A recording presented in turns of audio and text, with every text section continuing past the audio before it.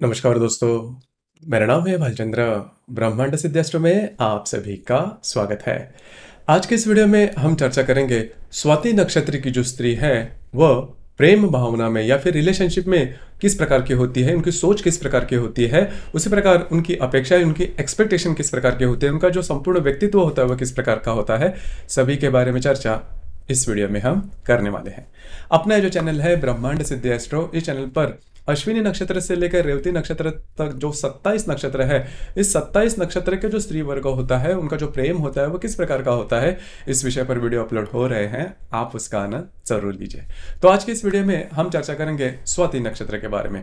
तो सबसे पहले स्वाति नक्षत्र के बारे में थोड़ी जानकारी ले ले। जैसे कि यह जो स्वाति नक्षत्र है वो तुला राशि में आता है, मतलब स्वाति नक्षत्र के जो चारों चरण हैं वो तुला राशि में आते हैं। तो नॉर्मली तुला राशि के जो भी महत्वपूर्ण गुणधर्म हम देखते जैसे कि तुला जो राशि है वो काफी बैलेंस राशि है, आधुनिक सोच की राशि है, या फिर इस राशि की जो ग्रास्पिंग होती है वो काफी अच्छी होती है। उसी प्रकार इस राशि का जो संपूर्ण व्यक्तित्व होता है वो काफी मैग्नेटिक होता है और स्टेटस लेकर चलने वाली यह राशि है।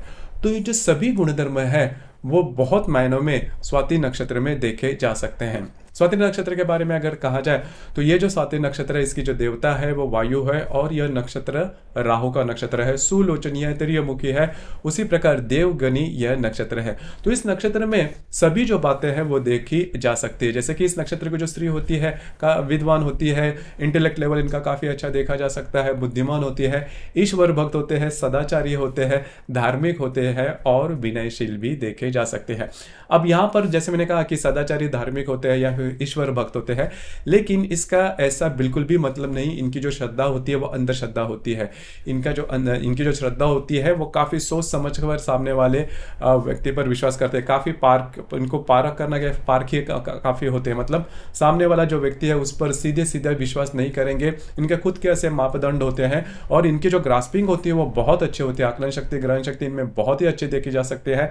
आत्मसंयमी होते हैं, मतलब जैसे मैंने शुरुआत में कहा कि कोई भी जो इमोशंस है उसके बहुत एक्सट्रीम पर नहीं जाते, जो कि काफी अच्छी बात होती है। सोच समझ कर अंदर से ये बहुत कूल एंड कलेक्ट, शांत स्वरूप होते हैं।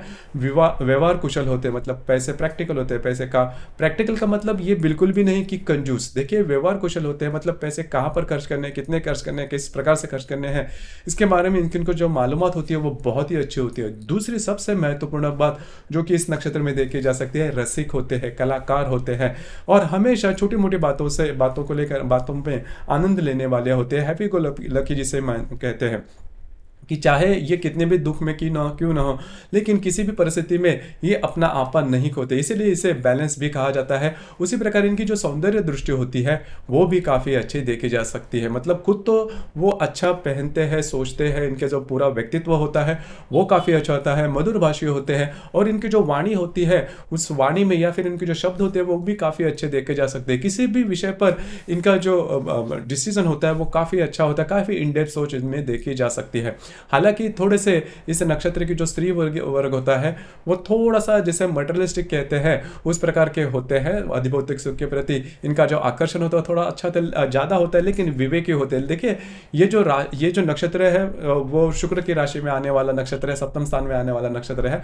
तो भिन्न लिंग व्यक्ति के प्रति आकर्षण भी इस नक्षत्र में वैसे देखा जाए तो काफ़ी अच्छा देखा जा सकता है। और दूसरी ज़्यादा महत्वपूर्ण बात, लक्ष्मी, सरस्वती और कला, इनका अपूर्व संगम इस नक्षत्र में देखा जा सकता है। स्त्री वर्ग के लिए जो भी महत्वपूर्ण गुणधर्म होते हैं जैसे कि सौंदर्य, इस नक्षत्र में जो सौंदर्य होता है वो काफी अच्छा होता है। एक तो बात होती है कि किसी स्त्री का जो सौंदर्य होता है वो बचपन से ही काफी अच्छा, दूसरी महत्वपूर्ण होता है उनका कॉस्मेटिक सौंदर्य। ठीक है, तो ये जो दोनों बातें हैं वो दोनों बातें इस नक्षत्र की स्त्री में काफी अच्छी देखी जा सकती है।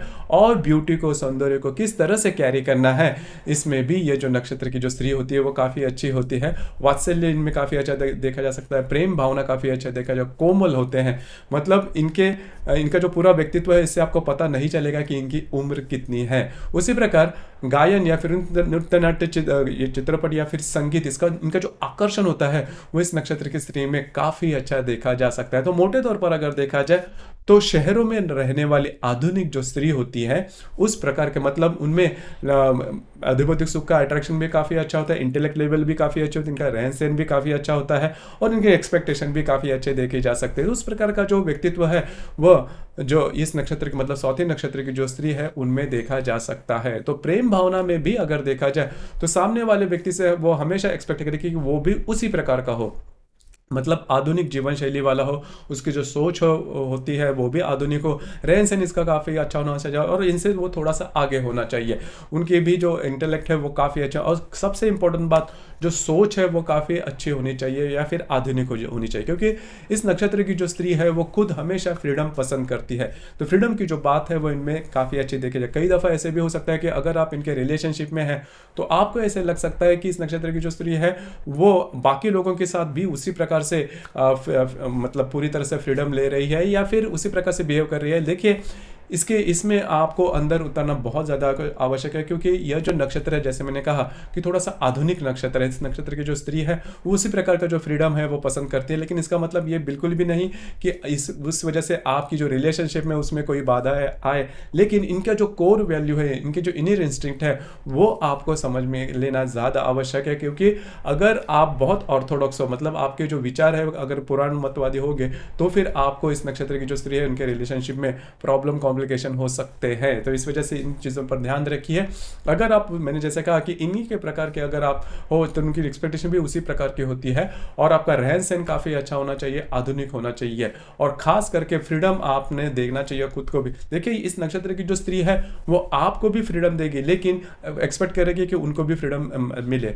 दूसरी ज़्यादा महत्वपूर्ण बात, इस नक्षत्र की जो स्त्री है जब भी आप इनके रिलेशनशिप में आओगे तो शुरुआत में तो बातें बहुत अच्छी रहेगी, लेकिन आगे जाके कई बार आपको ऐसा लग सकता है कि इनमें थोड़ा सा जो अहंकार है, ईगो है, वो थोड़ा ज़्यादा है।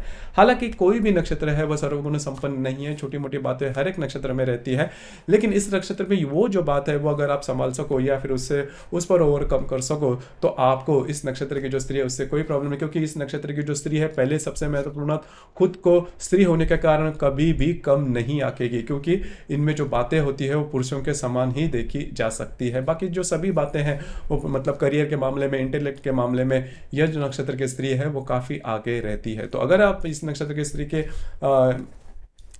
रिलेशनशिप में है तो आपको इन सभी चीज़ों का ध्यान रखना आवश्यक। जो भी मैंने शुरुआत में बातें कही वो अगर आप ध्यान में रखते हो तो आपके रिलेशनशिप में किसी भी प्रकार के प्रॉब्लम कॉम्प्लिकेशंस नहीं आएंगे। आपके इसके संदर्भ में विचार क्या है, आपके अनुभव क्या है, नीचे कमेंट बॉक्स में ज़रूर कमेंट करना। और अपना जो चैनल है ब्रह्मांड सिद्धि एस्ट्रो, इसे भी लाइक शेयर और सब्सक्राइब ज़रूर करना।